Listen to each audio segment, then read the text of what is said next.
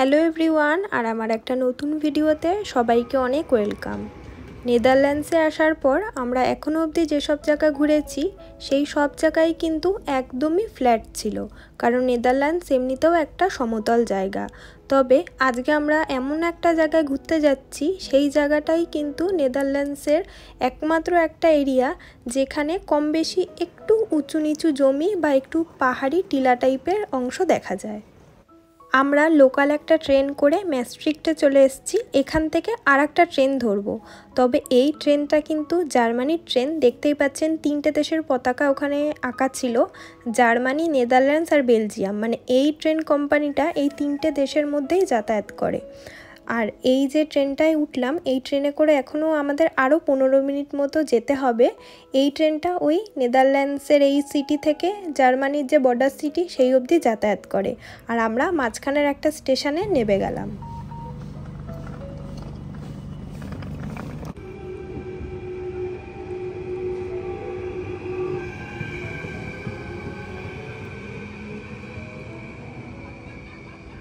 আজকে আমরা যাচ্ছি ভালকেনবার্গ অ্যামিউজমেন্ট পার্কে। তার জন্য আমরা ভালকেনবার্গ স্টেশনেই নামলাম, আর এখান থেকে ওই পার্ক অবধি যাওয়ার জন্য একটা বাসও ছিল।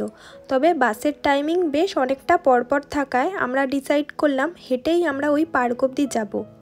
আর যাওয়ার রাস্তাটা এত সুন্দর আর নিরিবিলি ছিল, এই রাস্তা দিয়ে 15 মিনিট কেন, আধ ঘন্টাও যদি হেঁটে যাই তবেও কিন্তু কোনো ক্লান্তি আসবে না।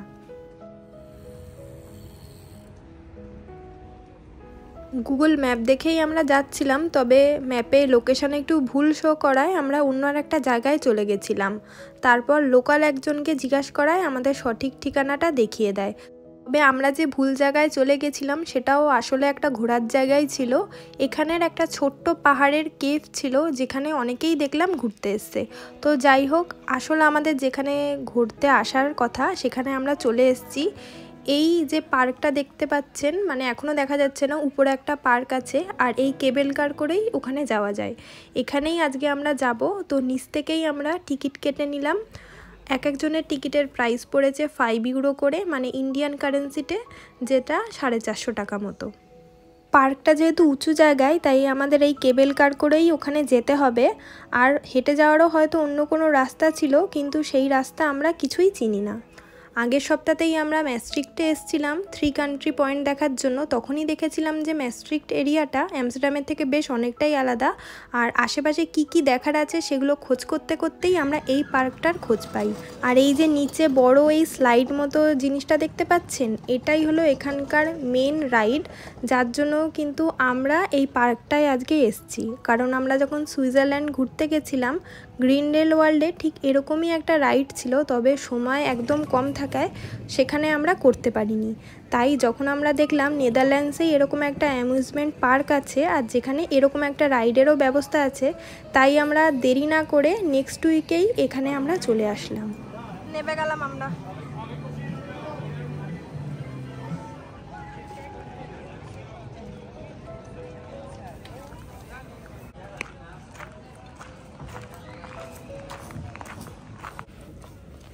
আগে খেয়ে নেই, তারপর যা অ্যাক্টিভিটি করার করব। কতটা উপরে আমরা চলে এসেছি। প্রথমেই আমরা কিছু খেয়ে নিলাম, কারণ আজকে আমরা প্রায় 3.5 ঘন্টা জার্নি করে এখানে এসেছি। এবার আমরা এই রাইডটা উঠব। আর এই রাইডেরও প্রাইস নিল এক একজনের 5 ইউরো করে, মানে ইন্ডিয়ান কারেন্সিতে যেটা 450 টাকা মতো। এখন এটা করব।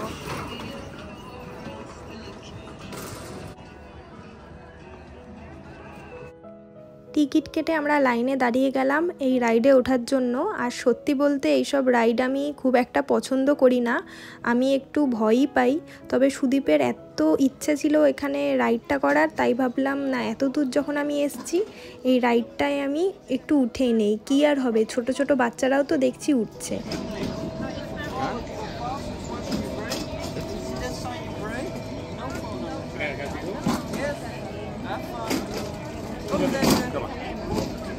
আর এখান থেকে ইনস্ট্রাকশন দিয়ে দিয়েছিল যে কি করে এইটাকে চালাতে হবে আর কিভাবে ব্রেক মারতে হবে। তো আমাকে দেখুন সবাই খুব স্পিডে যাচ্ছিল আর আমি তো ব্রেকটাকে প্রায় মেরেই রেখেছি, ওর জন্য মানে সবার থেকে মানে ধীরে ধীরে আমি যাচ্ছিলাম। খুবই ভয় লাগছিল প্রথমটায়, তবে 1 মিনিট 1.5 মিনিট মতো যাওয়ার পর আস্তে আস্তে যখন বুঝে গেছি কি করে এটা চালাতে হবে তখন অনেকটাই মানে ইউজ টু হয়ে গেছি। তো প্রথমে বলে দিয়েছিল যে ফোন বার করা যাবে না। এখানে আমি যে রেকর্ডটা করছি এই জায়গায় কিন্তু আমাকে কিছু চালাতে হচ্ছে না, আমার অলরেডি স্লাইডিং পার্টটা হয়ে গেছে। এখান থেকে আমাদের এই গাড়িটাকে অটোমেটিকই উপরে উঠিয়ে নিয়ে যাচ্ছে, তাই আমি এই জায়গাটায় কিছুটা রেকর্ড করেছি। আমি রাইডটা শেষ করার 2 মিনিট পর সুদীপও রাইডটা শেষ করে প্রায় চলে এসছে। আসলে আমি বলেছিলাম যে পরপর যাতে আমরা দুজনে রাইডটা না করি, কারণ আমার ভয় ছিল যে আমি যদি উল্টে ফুলটে পড়ি তখন কি হবে। তাই 2 মিনিট পর ও যেহেতু শুরু করেছিল তাই একটু পরে ওরও শেষ হয়ে গেল। তো আমাদের দুজনেরই খুব ভালো মতোই রাইডটা কমপ্লিট করা হয়ে গেছে। অ্যাক্টিভিটিটা কেমন লাগলো? প্রথমে তো ভয় লাগছিল, ভেবেছিলাম করবো কি করবো না, তারপর আস্তে আস্তে যখন স্টার্ট হলো তখন খুব ভালো লেগেছে, অতটাও ভয়ের না।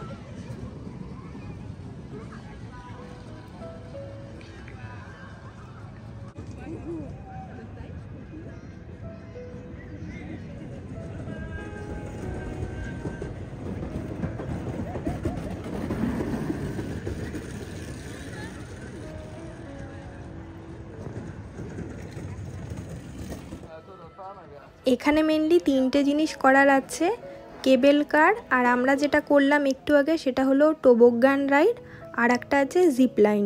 তবে জিপ লাইন করার মতো মনের জোর আমার অন্তত নেই, তাই ওটা আমার জন্য একদমই বাদ। আর এখানে ছোট বাচ্চাদেরও অ্যাক্টিভিটি করার একটা জায়গা ছিল, আর ম্যাক্সিমাম এখানে কিন্তু ছোট ছোট বাচ্চারাই এসছে। তো আমাদের মোটামুটি ঘোরা কমপ্লিট। আবার এই কেবেল কার করে এখন আমরা চলে যাব একদম নিচে।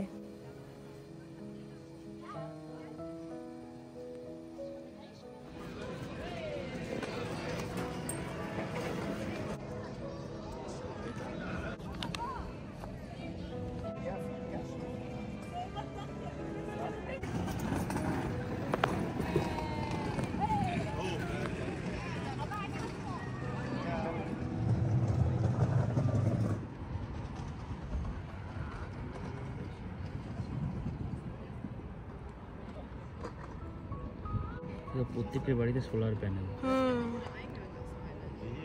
নেদারল্যান্ডে সোলার প্যানেলটা একটু বেশি ইউজ হয়। এই পার্কটা সন্ধ্যে 6টায় বন্ধ হয়, আর এখন বিকেল 5টা বাজে। আমরা নিচে অলরেডি নেমে গেছি, কারণ আমাদের যে রাইডটা করা সেটা করা হয়ে গেছে। আর আমাদের বাড়ি তো এখান থেকে বেশ অনেকটাই দূরে, তাই যেতেও অনেকটা সময় লাগবে। তবে এই পার্কটা অবধি আসার পথে আমরা যে 15 মিনিট হাঁটলাম, জায়গাটা এতটাই সুন্দর লেগেছিল, তাই আমরা তখনই ভেবেছিলাম যে আমরা যখন ফেরত যাব তখন এই ভালকেনবার্গের যে মার্কেট এরিয়াটা আছে সেটাও একবার ঘুরে তারপর যাব। কারণ আসার সময় আমরা এই মার্কেটের মধ্যে দিয়ে তো আসিনি, আমরা একটা ফাঁকা রাস্তা দিয়েই এসেছিলাম। তো মার্কেট এরিয়াটা টুকটাক যেইটুকু পারলাম এই আধ ঘন্টার মধ্যে ঘুরলাম। তারপর আস্তে আস্তে আবার আমরা হাঁটতে হাঁটতে চলে যাব স্টেশনের পথে। সুন্দর বাড়িটা।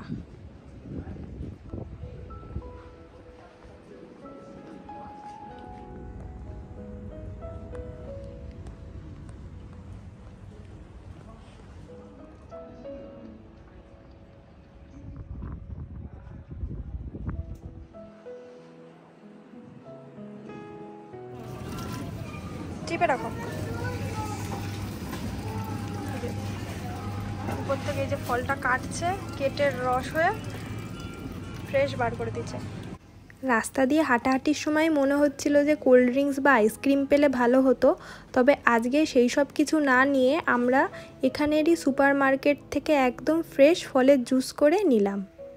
উপরে ওই যে টাওয়ার মতো জায়গাটা দেখা যাচ্ছে, ওইখানেই আমরা এতক্ষণ ছিলাম।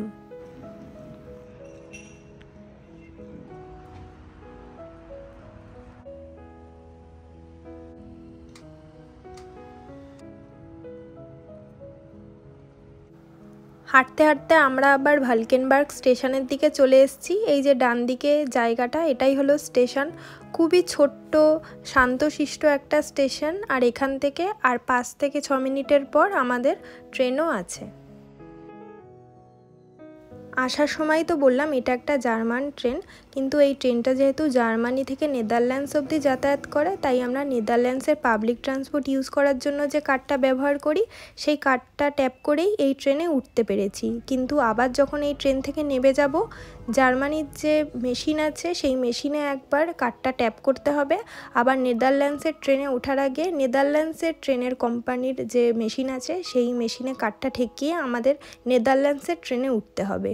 অন্য সব ক্ষেত্রে এটা করতে হয় না। নেদারল্যান্ডসের মধ্যে ট্রেনে যাতায়াত করলে প্রথম ডেস্টিনেশনে কার্ড ঠেকিয়ে উঠতে হয়, আর একদম শেষ ডেস্টিনেশনে কার্ডটা ট্যাপ করে আবার বেরিয়ে যেতে হয়। যেহেতু এখানে দুটো ট্রেনের কোম্পানি পুরো চেঞ্জ হয়ে গেছে, দুই দেশের ট্রেন, তাই আমাদের এই এক্সট্রা দুবার কার্ডটা ঠেকাতে হয়েছে। তাহলে আজকের এই ভিডিওটা আমি এখানেই শেষ করছি। ভিডিওটা কেমন লাগলো সবাই অবশ্যই জানাবেন। দেখা হবে অন্য ভিডিওতে, ততক্ষণের জন্য টাটা।